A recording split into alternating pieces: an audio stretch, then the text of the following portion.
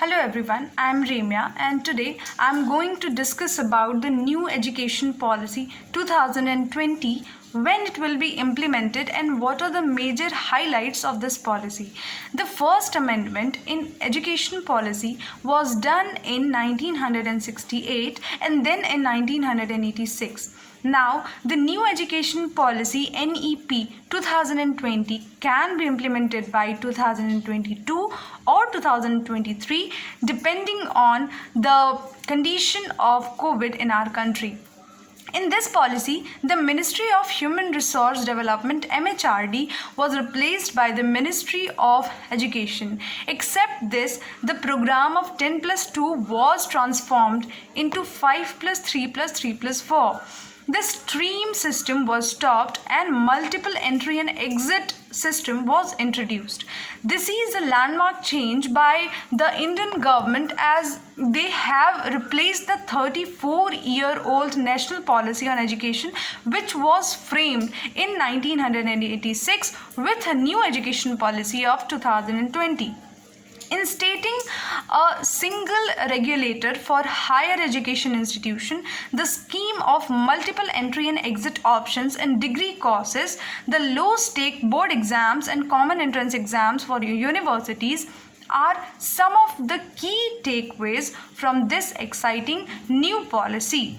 There are some highlights of National Education Policy 2020. The first one is that schooling to begin from the age of 3 years means the revised policy expands the age group of mandatory schooling from 6 to 14 years to 3 to 18 years. This new system will include a 12-year schooling with 3 years of Anganwadi or preschooling.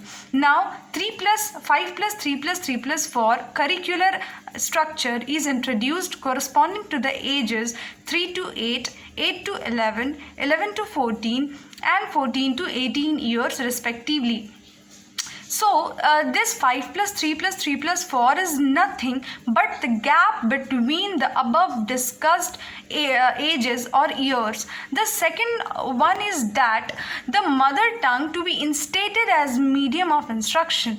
It mandates that no language would be imposed on anyone. The third one is the single overarching body of higher education. It means the Higher Education Commission of India, HECI, will now set up a single overarching umbrella body for entire higher education, excluding medical and legal education. The same set of norms for regulation, accreditation and academic standard to be applied to both public and private higher education institution.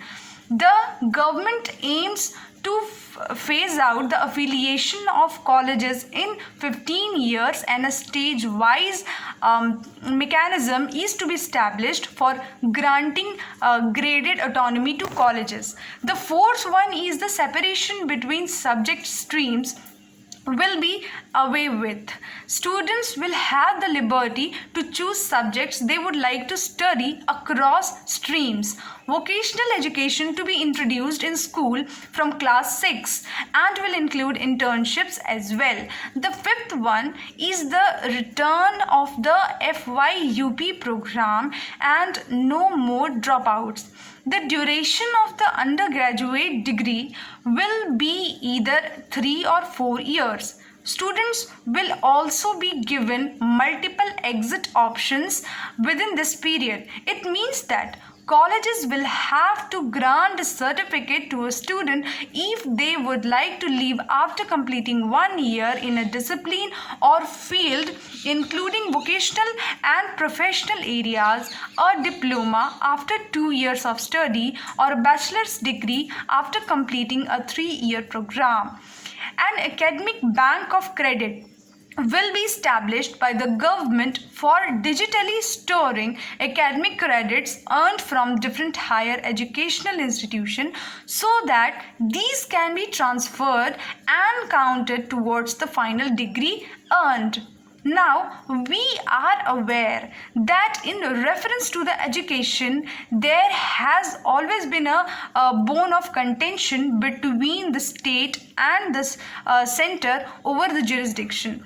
The national education policy has taken measures to have holistic outlook in this regard. It is important to note that education is a continuous process, and that is why it is essential to put more emphasis on connecting education to the environment. The recognition of importance of the life skills was long overdue, and the NEP has given more attention to developing life skills in the educational process. So this is all.